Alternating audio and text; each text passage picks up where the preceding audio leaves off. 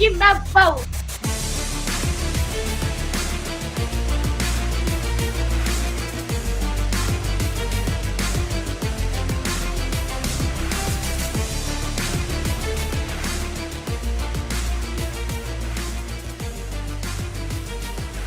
Court is in session with Ryan in Sacktown on If You Don't Like That. Now, Ryan in Sacktown. Oh, must be Rhino.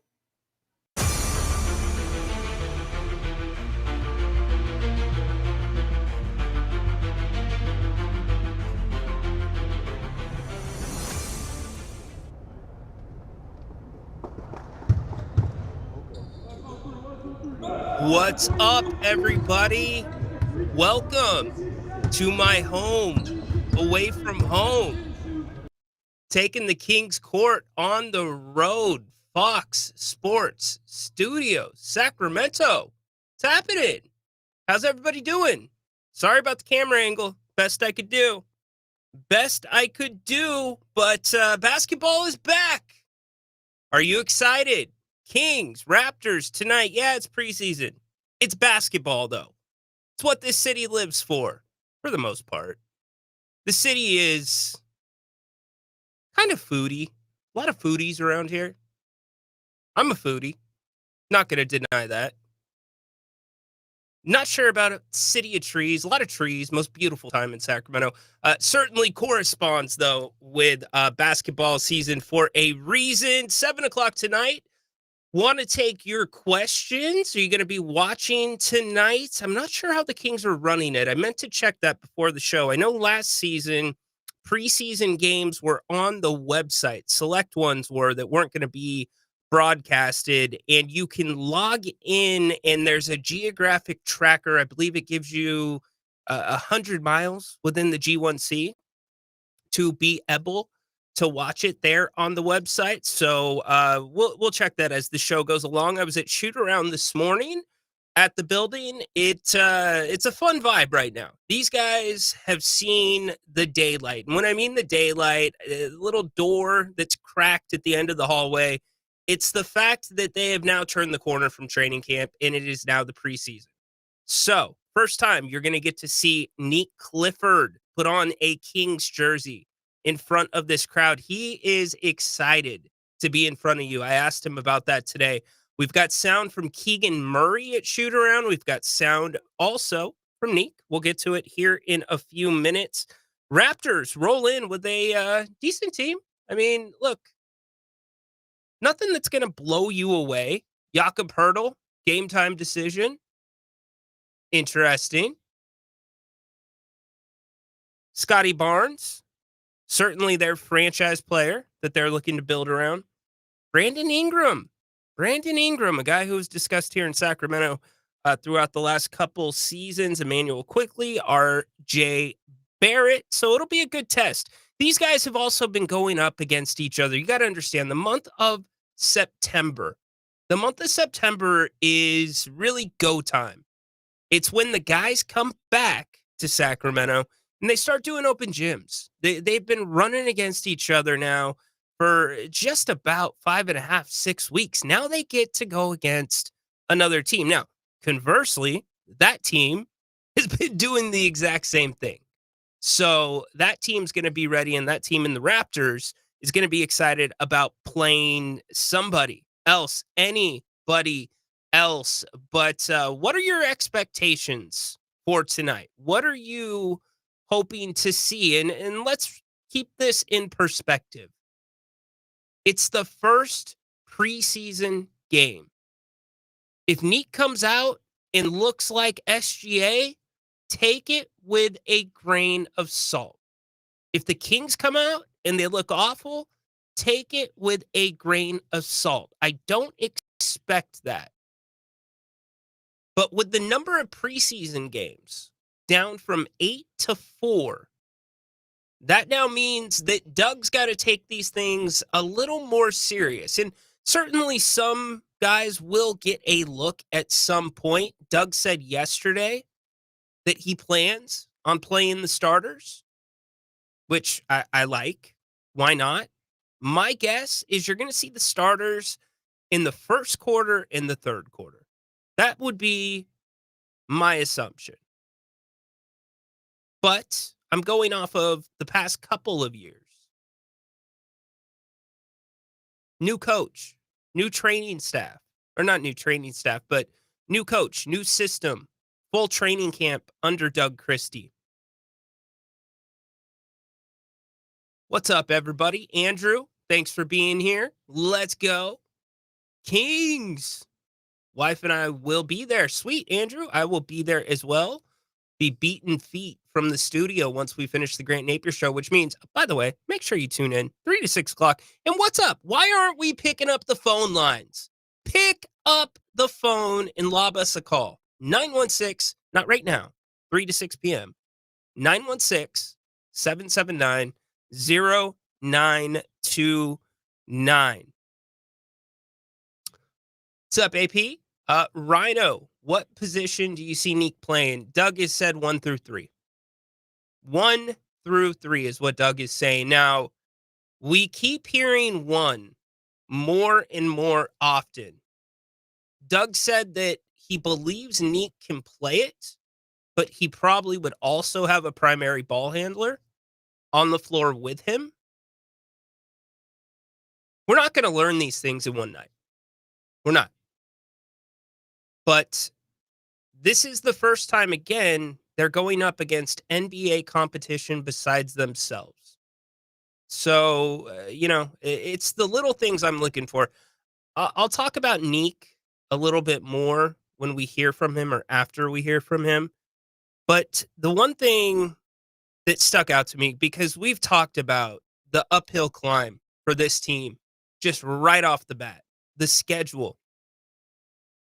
It's incredibly difficult the first month, or I should say the second month. You only have a couple games in October.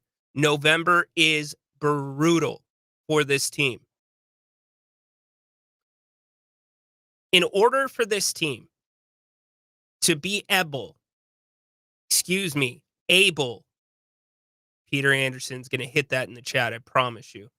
To be able to have a shot at the 8, the 9, the 10, any of those seeds, this team's got to take care of business on their home court.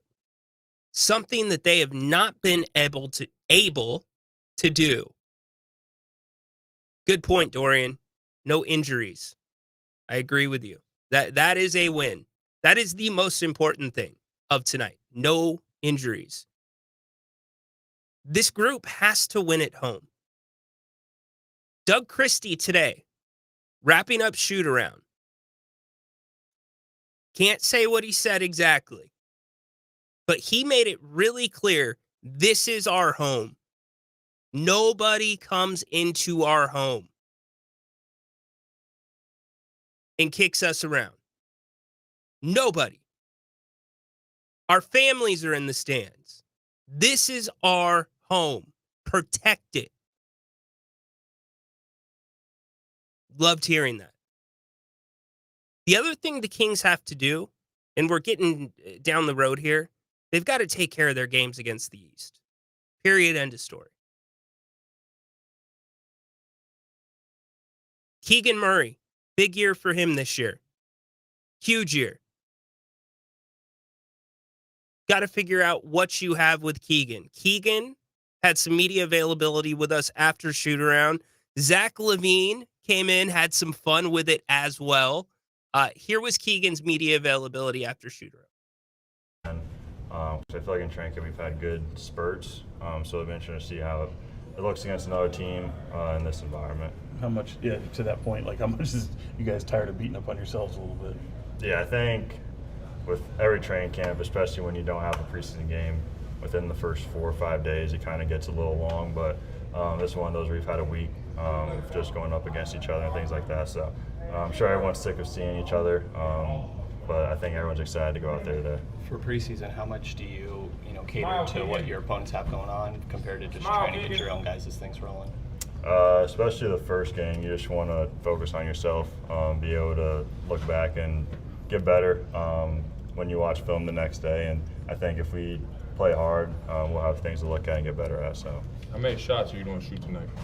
hopefully Zach, more than by you. the way. We'll see. More than me? Yeah. Well, I mean, Well, We'll see. We'll see. I don't like That- that. that- that's I didn't a- like that answer. Well, you asked the question. what kind of camp has Zach had? He's had a good camp. I feel like he's, especially offensively, he's started to get going, especially the last couple of days. And I feel like the biggest thing is you've seen him in camp try and disrupt the ball, which is something that he hasn't been used to in his career. So it's been cool to see his development in year 12. You talked about being excited to show off new things coming into this year. How much did the week of camp even amp that up a little bit more?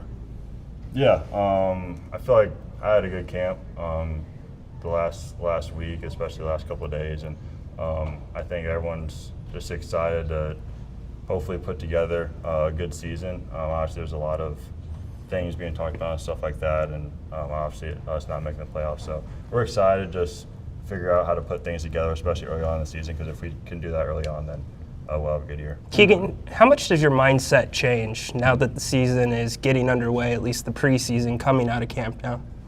I mean, I feel like if your mindset changes at the start of camp to the first game of camp, there's something wrong. But I feel like we've had a good mindset and just being aggressive on both sides of the ball at the start of camp, and hopefully we can translate that to our preseason games and be ready for the first regular season game. I know everyone's different. I mean, DeMar talked about how much some of the negativity kind of fuels him, or at least maybe even low expectations.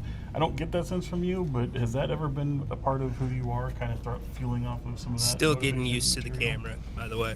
I mean, not really. I feel like I'm really self-motivated, if anything. And I think the biggest thing for us is just focusing on us, and that'll take care of itself. Because if we just listen to what everyone else has to say, you're not going to get things done. And for us, I feel like we have a big confidence in what we can do this year that not many people think. So we're excited to get rolling. Cool. Thanks, guys. Thank you. Thanks, Keegan. And that big confidence is Dennis Schroeder, right? That's where it's coming from. I've used the analogy of what's his name? Nick Wallenda, I believe. It's Nick Wallenda, right? That walks between the buildings on the high wires, no net, anything like that. He's always carrying a bar, right? It's that long bar. And if you get off balance, then you put the bar up this way and you're able to get back on balance. I think Dennis Schroeder is that bar for this team. And I think that is what gives this team an added boost that they can do more. And I don't disagree with it, quite frankly. And I got to say this. I have been around a decent amount of basketball players in my time. There's an it factor to Neat Clifford. There really is. Now, is it personality? Maybe. But more times than not, it ends up translating. And the questions we've had about Neek have been, well, what's it going to look like when he goes up against other NBA players? And Doug addressed that yesterday. Said he's looked great, at least going up against NBA players on the Kings. So I have high expectations. If you heard Jerry Reynolds on the show yesterday on Fox, he said the same thing that I have been saying and gone on the record with, that I think Neat Clifford is a guy that has to play 20 minutes. And we haven't even seen a single game from him besides Summer League, which is not NBA competition. Thank you, Rock. Appreciate the love. Thank you very much. Trying. You know, there's a pecking order. I'm learning my way around. It's really hard to remember names. So you meet so many new people, and it's been one of the better experiences I've had where I've actually focused on retaining the name. So it's not just like, what's up? What's up, man? Hey, how you doing? No. Like, I've actually remembered names, but getting to know all the familiar faces that you see on a daily basis, besides the players and the media staff and the rest of the media contingent that is usually at practice. It's been a lot of fun. Let's see. Trade DeRozan, trade Levine, get high draft pick, consider it a successful year. AP, man. Do you want rainbows and sunshine and gold too? A productive year for me is looking at one, what we see effort-wise from this team. Two, if we see a style of basketball that is sustainable. And by sustainable, I mean ball moving, roles. Guys know their roles. And three, and probably most important, is can I identify a future out of what's on this roster? Is there a structure, a foundation to build upon? And if I'm talking about a structure, I'm talking directly about Keegan Murray, Keon Ellis, Neek Clifford, Max Reynaud, which, by the way, all four of those guys could play together at some point. That could be part of a feasible starting five if all four continue to develop. And with Max and Neek, they're just starting to grow right now. Ash says, gonna smell like tri-tip and asparagus breath in the building tonight. Does that mean you and John are going to be in the building? Are you tailgating in the parking garage? No. Better yet, are you setting up your grill at the corner of J and Capitol next to the lady that does the bacon wrapped hot dogs after the game? Is that what's happening, Ash? Let's go. Amen. Speaking of let's go, why don't we get to the audio from Neek? I love this kid's energy. He just seems to get it. He just does. He's got a confidence about him, too. I really, really hope it translates. Here's Neek. Moment and get things rolling. What have you come to learn about Kings fans? Everybody say how much they love the team and how they ride or die regardless of how we do. And so just getting to be a part of that community, I'm super excited. It's almost like a college feel from what I've heard and just how the fans embrace you. So excited to meet all of them and just see how loud they cheer for us. I imagine you got a little taste of it on draft night, maybe even at Summer League, but can you tell there's kind of an excitement for you, especially you individually, and what you can offer at the NBA level? Yeah, I mean, I think everybody's excited. I'm a new face in town, me and Max and the rest of the guys that are here. So I think it's always exciting to have new faces around and see what we're able to do and go out and provide for the team. But, you know, I think everybody's excited. There we go, coach. New coach in town, head coach. So I think everybody's just excited to see what we're able to bring this year, and you know, I think it's gonna be a great year for us. How different has this camp felt like anything compared to in your life before? It's been a little different, definitely. The competition, the pace, the physicality, everything's been a little different. Still basketball, but you know, it's been an adjustment. But I feel like being able to play in college for 5 years helped me be able to adjust and mentally prepare for what I was able to go through. But it's been a grind, but this is what I live for, and I love it. What do you feel like you'll bring to the team this year that's different? I think for me, my focus is just bringing a level of energy and defense and focusing on the things I can control. You know, the offense come and go, but I just want to be a spark plug that could come in the game, provide energy, and make the game easier for the guys around me and our veteran guys that are the stars of our team. So whatever my role is, I just want to go in and play at a high level to help our team win games.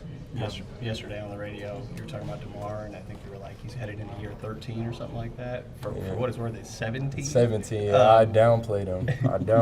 That's my bad. You're good, but what does it mean to like have somebody that has that level of experience on a roster, especially in your rookie year? Yeah, it's, you know, you can't take it for granted. He's seen every coverage, every defensive every defensive coverage, every offensive scheme, like he's seen it all. So being able to pick his brain and learn from him, see the things that he does to be successful, that's something I got to take advantage of and try and talk to him each and every day to learn things. And just watching him is special. You see why he's been able to last so long, and his work ethic and his approach every day. You kind of tired of beating up on yourselves a little bit, finally get some opposition tonight? Yeah, it's always good to just see where you at. You never know how good or bad you are until you actually play somebody else other than yourselves. But I'm excited to get after it tonight. Nick, what's your feeling usually coming into a game, whether it's college, high school? Do you expect anything different tonight? I'll probably have a little bit of nerves. I'm trying to keep it cool and just know it's another game at the end of the day. But it's a higher level. It's going to be more fans than I probably ever played in front of, besides maybe March Madness. But this is just a preseason game. Yeah. March Madness is a high stakes. This is just a regular game, and there's going to be more fans probably than there. So that will be a little different and an adjustment. But it's going to be a lot of fun. This is what I've worked for my whole life, to play in front of all these people and play with these guys and my teammates, and it's going to be a good test, see where we at. Have you had a dude that you look at on your team and go, damn? I'm sure there's a few, but anyone kind of come to mind? There's all of them, honestly. It's however many guys we got on the team, each one of them is a high level player, and that's the difference between college. College, you'll have some players who maybe aren't as talented on the team, but it's every guy on our team is talented. So just being able to compete against these guys every day it's been crazy to see, and you see why it's the best league in the world. But Zach's done some pretty crazy things that I'm like, dang. Domas, how strong and physical he is, and then of course DeMar, and just how he plays at his pace all the time, never gets sped up. Dennis, all of them. Yeah, gotcha. How much have they given you confidence to be able to play through rookie mistakes that are bound to happen first year? They've given me a lot of confidence. It's a great question. I feel like they trust in me a lot. Coach has shown a lot of trust in me up to this point and believes in me. So I just got to roll with it and continue to do things, make the right plays, not do too much, and just continue to ease my way in as I get more and more comfortable as we continue to play games. Cool. Thanks, Nick. Thanks, Nick. Thanks, guys. Appreciate you. Have fun tonight. Yeah. So there you go. Anything stand out to you there from Neek? Looking forward to seeing him on the court tonight. What's up, Patrick? How you doing today, buddy? All the way in New York. I guess this is kind of like a lead-in today for Grant's show. It's the first time we've done it from the studio. How's everything sounding? How's everything looking? Está bien? It's the best I could do with the camera angle. Sorry. Know it's awkward. Get it. We will progress. We will work on it. Don't forget, Grant, 3 o'clock today. Fox Sports Radio. Best way to catch the show.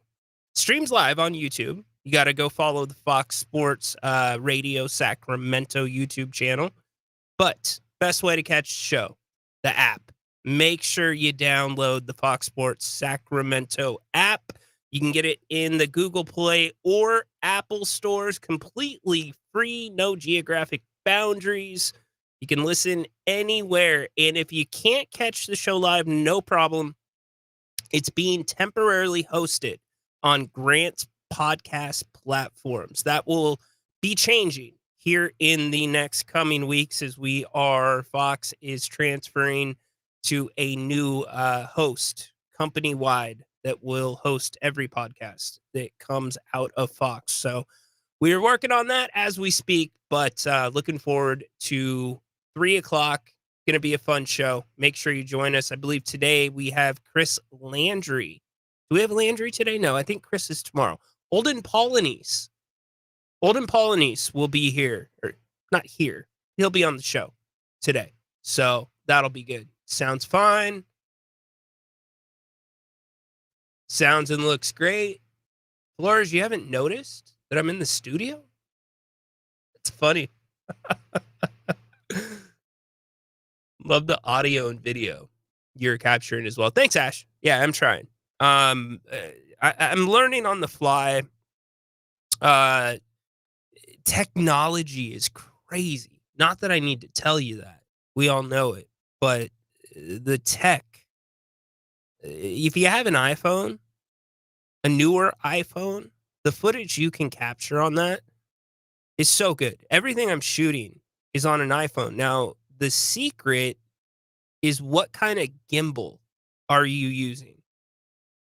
I have a fairly, and shout out to Haunted Horse on this. I would have had no idea. None about gimbal shopping. I would have gone and purchased just one of the regular gimbals that doesn't do anything. This one happens to have the audio condenser on it. You buy the microphones, and you've got all of your different buttons that you need, including Zoom and AI. Check this out. There's an AI feature on it where if you want to be in front of the camera and you want it to track you like you have a cameraman, it tracks you. So I'm getting used to that, but the audio has been okay. But yeah, it'll be better as the season goes along. I'll be in the building tonight. I'll be running over there as soon as we finish the show here at Fox beginning at 3 p.m. So any questions about tonight? No, we talked about expectations already. I don't expect, if you're asking tonight at least, maybe late in the game, I don't expect Doug to empty the bench tonight. I don't think this is that game. If you're looking for guys that may get some run, that are outside of the ones that we think could be in the 10-man rotation that Doug's talked about, I'm going to give you two names. Isaiah Stevens and Dylan Cardwell.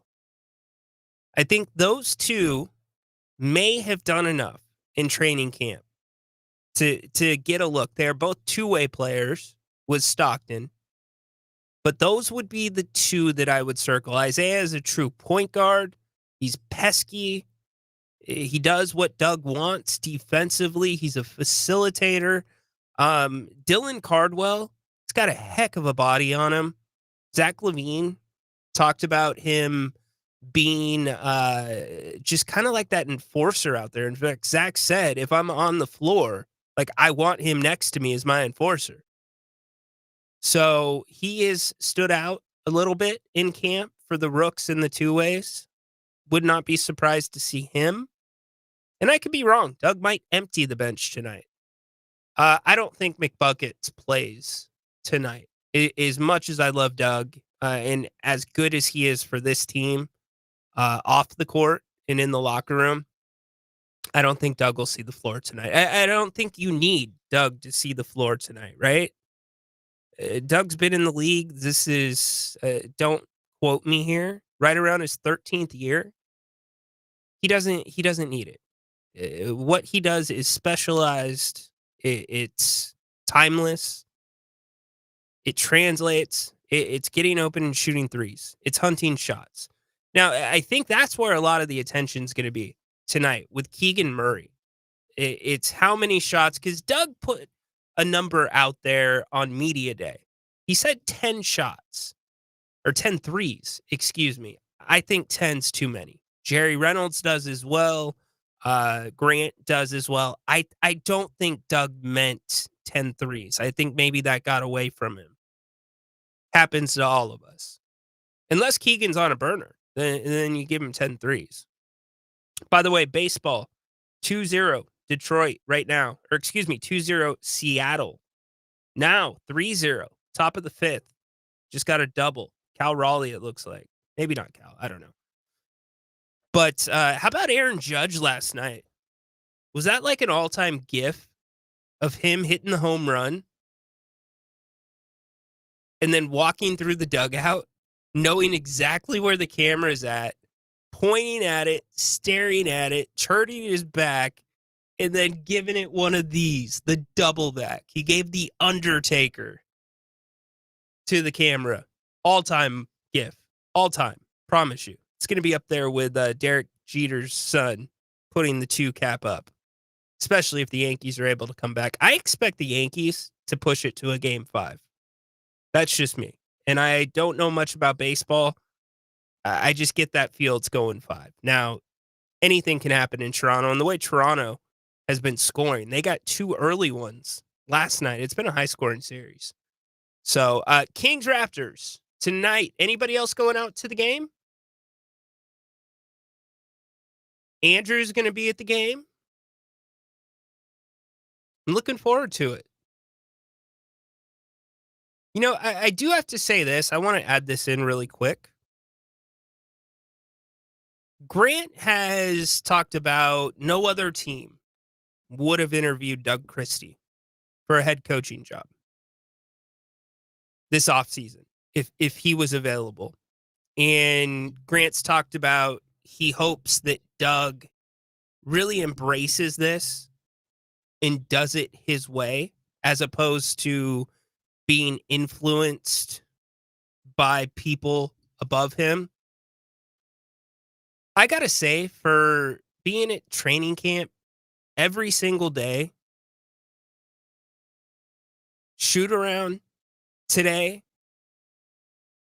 I really think Doug has embraced it.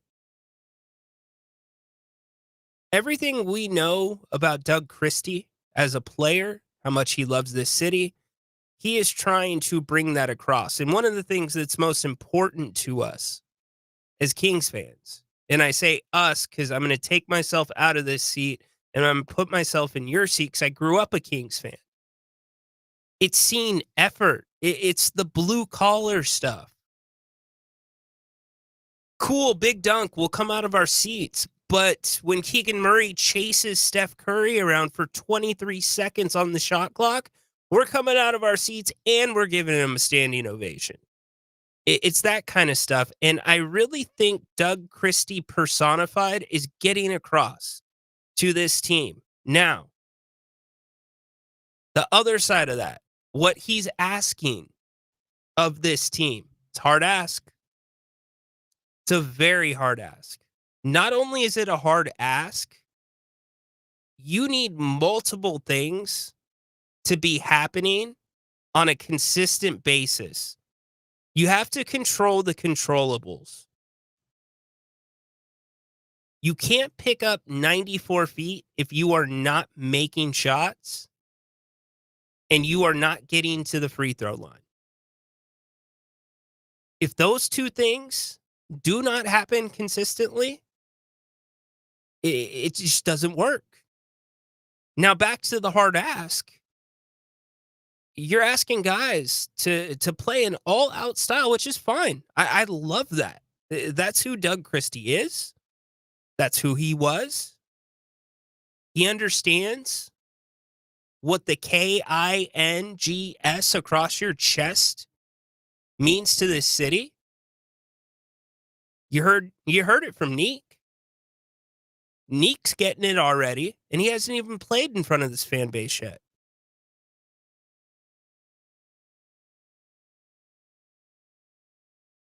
If it was easy to play the way that Doug Christie wants to play, every team in the NBA would do it.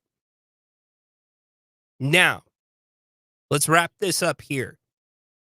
Here's why I think Doug has a chance.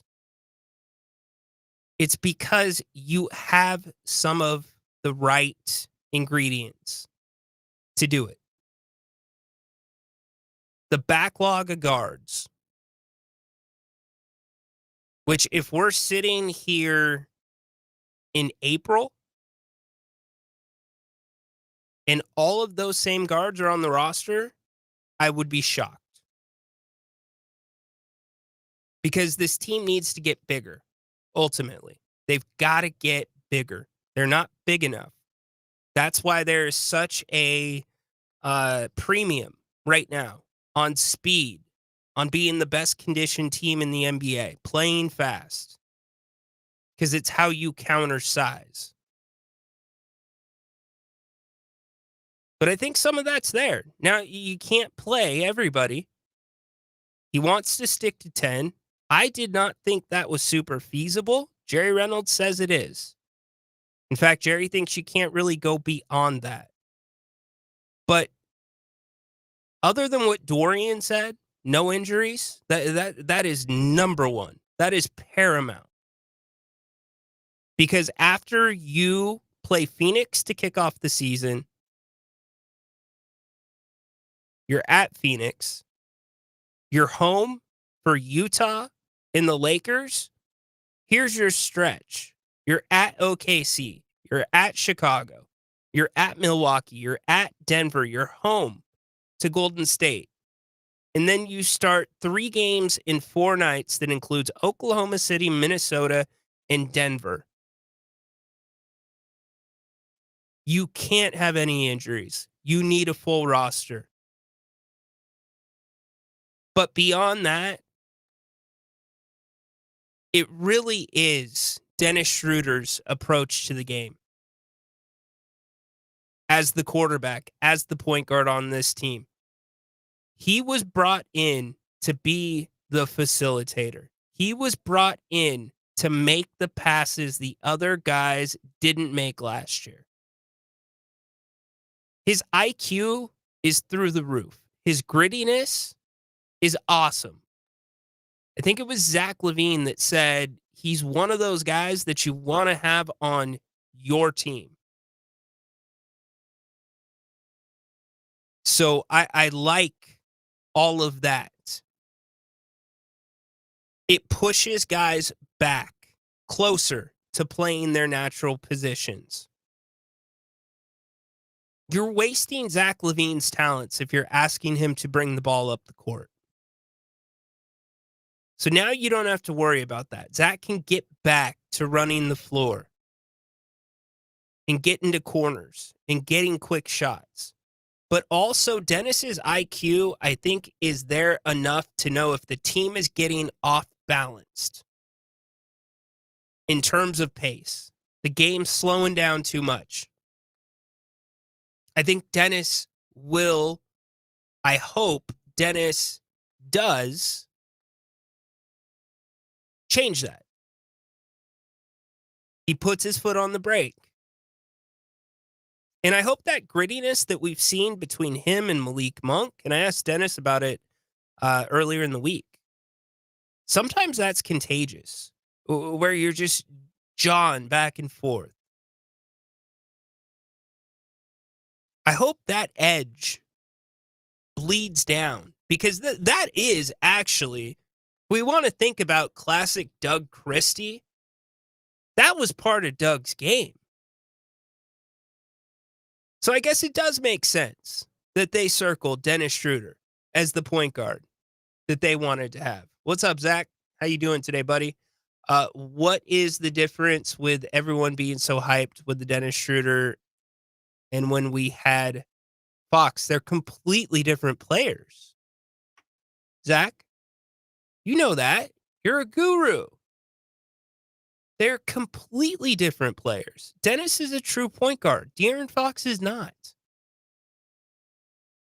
De'Aaron Fox falls in the category, and he's not as good as some of these guys. He falls into that Harden category. He falls into that Kyrie category. In fact, I don't even want to put Fox in those categories with those players. He's only been an all-star once, and he was a replacement. Now, San Antonio is paying him $62.5 million, which I did not think De'Aaron would get on the open market. I have no hard feelings against De'Aaron. I was just shocked because I thought De'Aaron might be the odd man out, depending on what was on the market this offseason. When De'Aaron played closer to a point guard, this team had great success. The Beam team year. When De'Aaron became a three-point shooter, this team struggled. Because the idea of how the point guard position was going to be played, in fact, there was my belief, the Mike Brown, Monty McNair era, which I don't want to go back to. They got too cute. They thought there was something more to positionless basketball. We don't need a true point guard. Look at what we can do with combo guards, and you throw De'Aaron Fox in there, and you have Domantas Sabonis. Now you've got this really weird two-headed snake at point guard. The players are complete opposites, but they both are capable of making great plays and getting their teammates involved. What happened was De'Aaron became more of a scorer, and if you ask Domas to go out and get you 15 assists, he will. He's good enough. But if you're asking Domas to get you 15 assists, you are not using Domas in the best way possible. So back to your question, Dennis Schroeder, yes, he's been with a lot of teams, but he is a bona fide true point guard. If we made a list of the guys in the NBA that are bona fide true point guards, you'd probably have a list of, and I mean legitimate bona fide true point guards in today's NBA. Maybe a list of 30?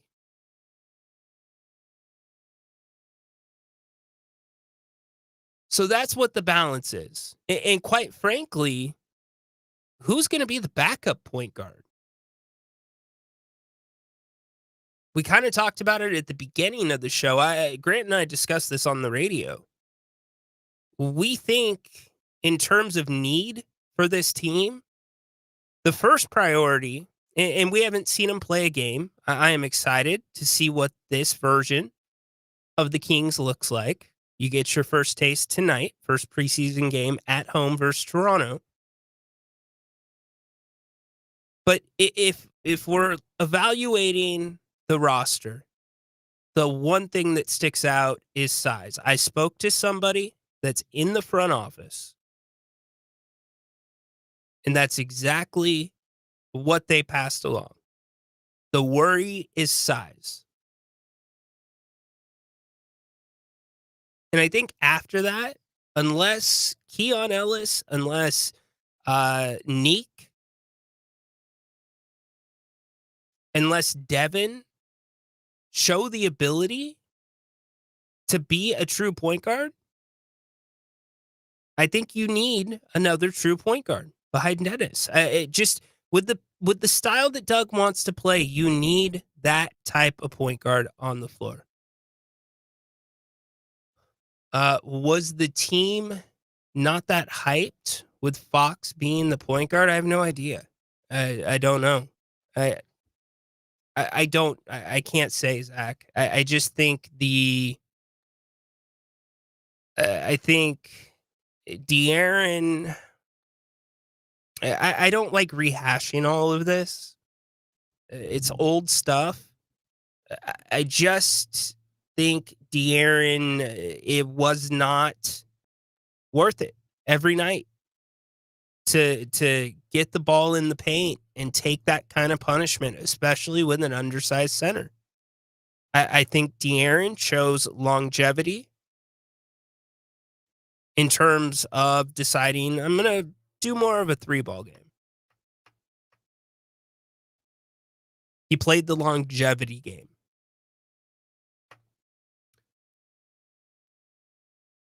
Worried there's one ball. See, Zach, you basically have the same roster. That you are making my point right now about Dennis Schroeder. That's the exact reason that, and if I don't know if you were here, Zach, when the show began, I've used the analogy all training camp. And it's really the vibe in the building.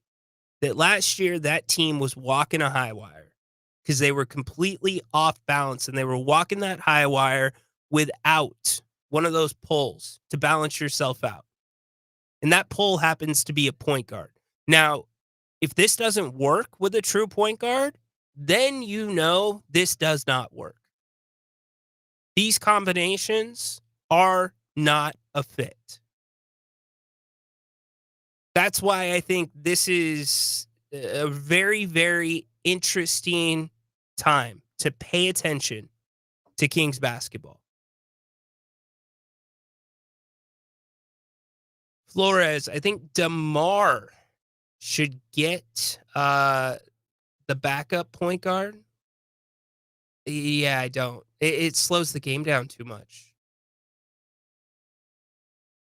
Oh, you think Devin? I'm sorry.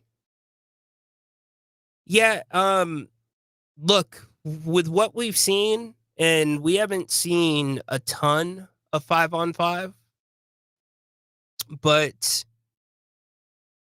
Devin, for the most part, has been off the ball. He's been playing more of a 2 role. Now, during the summer, that was the big focus. It was, can he play the point guard position? I think we got a pretty obvious answer that he's not ready to play a true point guard role in the NBA. Now, point guards, to me, they're not made, they're born.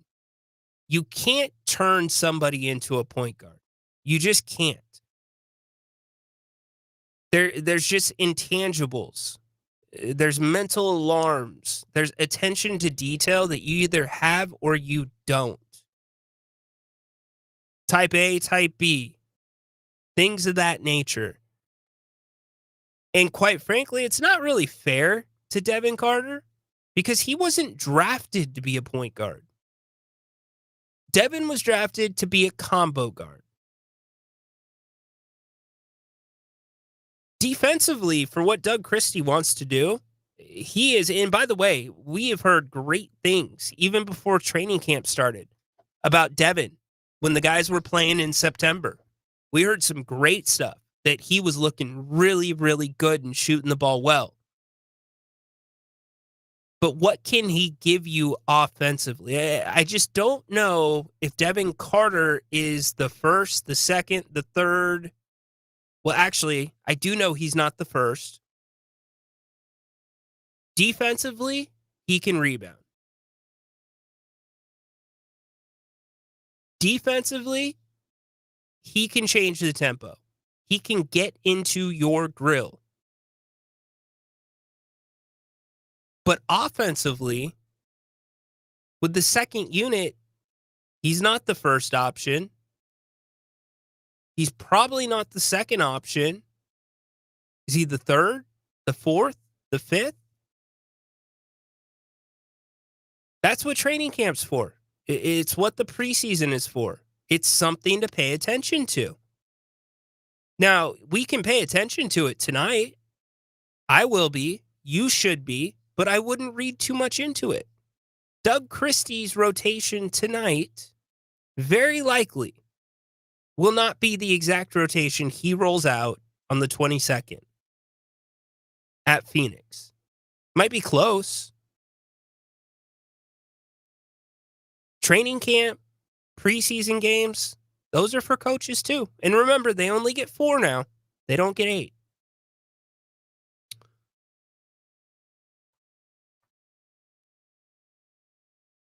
That's why you need the true point guard. Yeah. That's why you need. And Zach, I don't disagree with you in principle.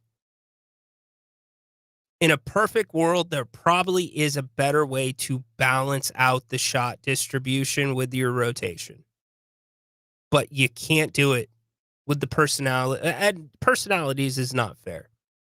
With the players that you currently have, that you know are going to be getting a decent amount of shots, you can't put one of them on the bench. You just can't. It's tough because we have seen Levine and DeMar before, so Zach, I don't know what to say. Now you have Neat Clifford into the mix. You've got Max. I get it. I know where you're coming from. What I'm trying to do is give you a little bit of optimism that you now have something you haven't had the last 3 years. Is that the change in the formula that balances things out? It certainly is one player closer to getting your players back into position. Yeah, it was kind of thanks, dude. Kind of out of necessity, because Shootaround was at 10:45. Again, I love if you're just joining the show. Doug ended Shootaround, and I can't say what he said on this show, but he reminded them that this is their home. It's not even the regular season. It's the first time the guys have touched the floor in the Golden One Center, which, by the way, yes, there is a new court. That has been pointed out already. The lanes are purple now. But he reminded them, nobody disrespects us in our home. Talked about families being in the stands. This is your home. Handle your business. They got to do better than 20-21. They have to. So looking like this roster will be the final roster with the Kings for a while, if not the whole season. I do not think this roster is the same when the season's over, because one of two things is going to happen. This is not going to work, and you're going to have teams around the league that lose guys, or you're going to have teams that overachieve, especially in the East. Especially in the East, because it's fairly wide open. Teams that are going to overachieve and say, you know what, we might have a little window here. We might be able to steal this thing this year, and they might go all in on an expiring contract, or a guy like DeMar DeRozan, where next year is partially guaranteed, and he's on the older end. So I think that's a scenario, or the Kings, this does work. And understand when I say work, I'm not talking about a top 6 team in the West. I'm talking about possibly being a play-in team. We've been shouting from the mountaintops on Fox. If you can get through Thanksgiving and be anywhere around 500, then you have a very, assuming you stay healthy, you have a very real shot at trying to be in that play-in mix. Which it's going to open the exact same can of worms that we had last year. Well, it's not good to be in the play-in because then you're in purgatory, right? I get it. Again, where I started the show with what I'm looking for in the season, I stand by 100%. It's seeing a team that has a path to an identity. It's knowing that you have a young foundation that you can start building upon. In Keegan Murray, in Keon Ellis, in Neek Clifford, in Max Reynaud. Those are the things that I'm looking for. If success comes with it, then great. Awesome. And by the way, those 4 players, I keep pointing this out. That could be 4 of your potential starting 5 players for this team if these guys pan out. 2 of them have already panned out. But these 2 rookies have a very, very good shot at being really good. How many wins do the Spurs get this season? Man, it's a great question, Dirk. They're in the same West. I get Wemby looks good. It's just Wemby has not been able to stay healthy. Scary situation last year that took him off the court with the blood clot.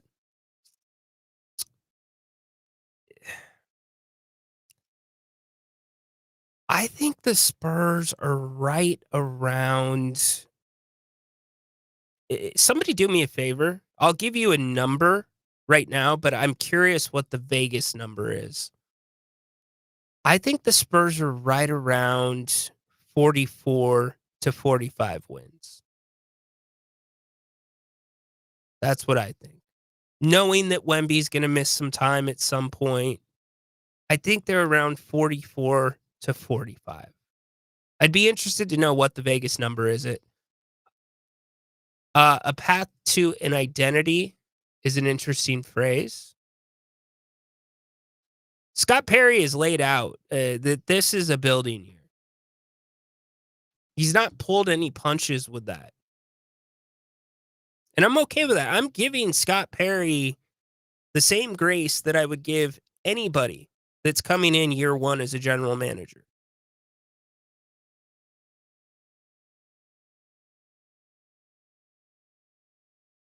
This has to be the year they jump the Kings. Yes, certainly, Dirk. Yes.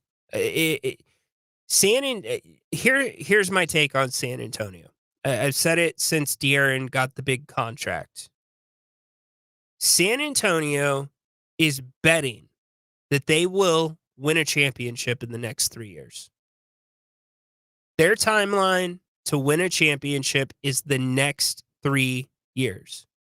They want to have a championship by the time De'Aaron is going into the last year of his deal.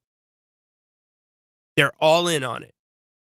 So they have to, if they don't jump the Kings this year, that's a major problem.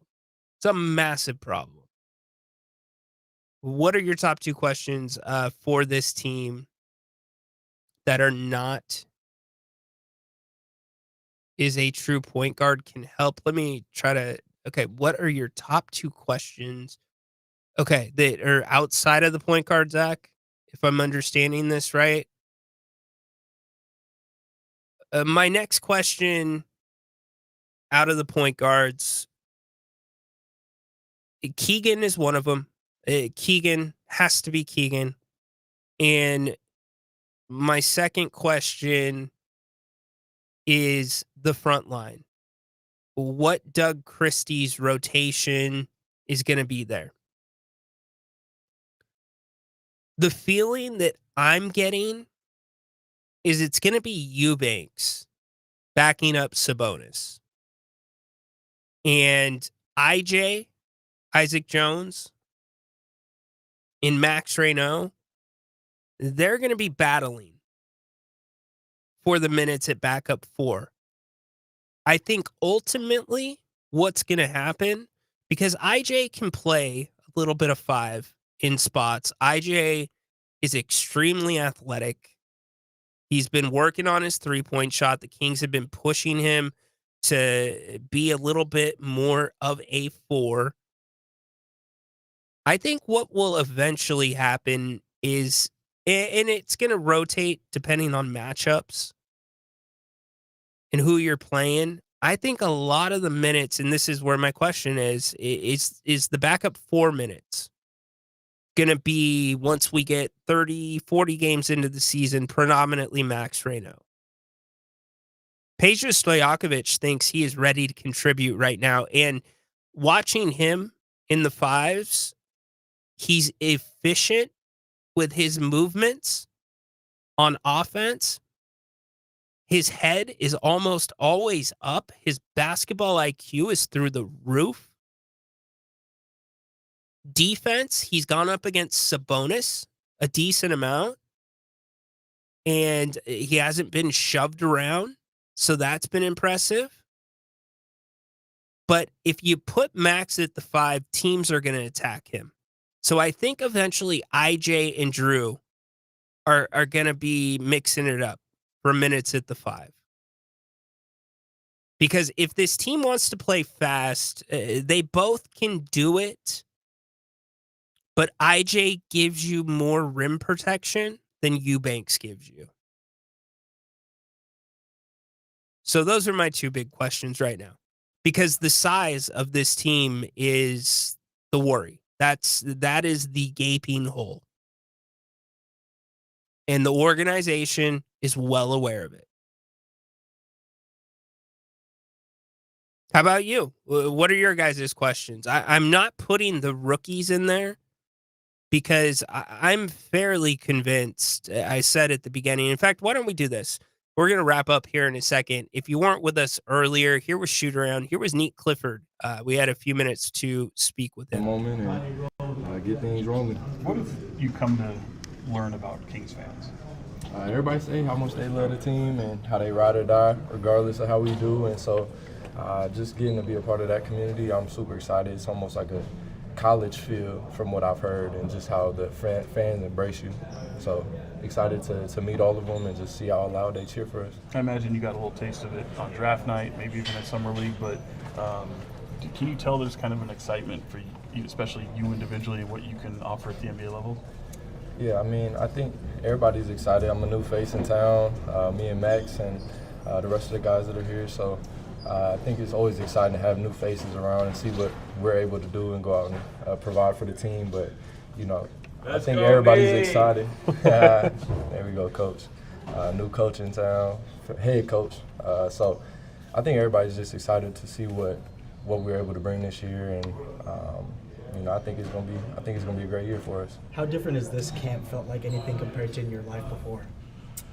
It's been a little different, definitely. The competition, the pace, the physicality, everything's been a little different. Still basketball, but you know, it's been an adjustment. But I feel like being able to play in college for 5 years helped me be able to adjust and mentally prepare for what I was able to go through. But it's been a grind. But this is what I live for, and I love it. What do you feel like you'll bring to the team this year that's different? I think for me, my focus is just bringing a level of energy and defense and focusing on the things I could control. You know, the offense come and go, but I just want to be a spark plug that could come in the game, provide energy, and make the game easier for the guys around me and our veteran guys that are the stars of our team. So whatever my role is, I just want to go in and play at a high level to help our team win games. Yesterday on the radio, you were talking about DeMar, and I think you were like, he's headed into year 13 or something like that. For what it's worth, it's 17? 17, yeah. I downplayed him. That's my bad. You're good, but what does it mean to like have somebody that has that level of experience on a roster, especially in your rookie year? Yeah, it's, you know, you can't take it for granted. He's seen every coverage, every defensive coverage, every offensive scheme, like he's seen it all. So being able to pick his brain and learn from him, see the things that he does to be successful, that's something I got to take advantage of and try and talk to him each and every day to learn things. And just watching him is special. You see why he's been able to last so long, and his work ethic and his approach every day. You kind of tired of beating up on yourselves a little bit, finally get some opposition tonight? Yeah, it's always good to just see where you at. You know, you never know how good or bad you are until you actually play somebody else other than yourselves. But I'm excited to get after it tonight. Nick, what's your feeling usually coming into a game, whether it's college, high school? Do you expect anything different tonight? I mean, I probably have a little bit of nerves. I'm trying to keep it cool and just know it's another game at the end of the day. But it's, you know, it's a higher level. It's going to be more fans than I probably ever played in front of, besides maybe March Madness. But this is just a preseason game. Yeah. Like, you know, March Madness is high stakes. This is just a regular game, and there's going to be more fans probably than there. So that will be a little different and an adjustment, but, you know, it's going to be a lot of fun. This is what I've worked for my whole life, to play in front of all these people and, you know, play with these guys and my teammates. And it's going to be a good test to see where we at. Have you had a dude that, like, you look at on your team and go, damn? You know, I mean, I'm sure there's a few, but, like, anyone kind of come to mind? There's all of them, honestly. Like, it's like however many guys we got on the team, like, each one of them is a high-level player. And, like, that's the difference between college. Like, college, you'll have some players who maybe aren't as talented on the team, but it's like every guy on our team is talented. So just being able to compete against these guys every day it's been crazy to see, and you see why it's the best league in the world. But, you know, Zach's done some pretty crazy things that I'm like, dang. Domas, how strong and physical he is, and then, of course, DeMar, and just how he plays at his pace all the time, never gets sped up. Dennis, all of them. Yeah, gotcha. How much have they given you confidence to be able to play through rookie mistakes that are bound to happen first year? They've given me a lot of confidence. I feel like they trust in me a lot. Coach has shown a lot of trust in me up to this point and believes in me. So I just got to roll with it and continue to do things, make the right plays, not do too much and just continue to ease my way in as I get more and more comfortable as we continue to play games. Cool. Thanks. Thanks, Nate. guys. Appreciate you. Have fun tonight. Yeah. Zach, dude. Zach. You got to focus on the now, my man. You're future casting.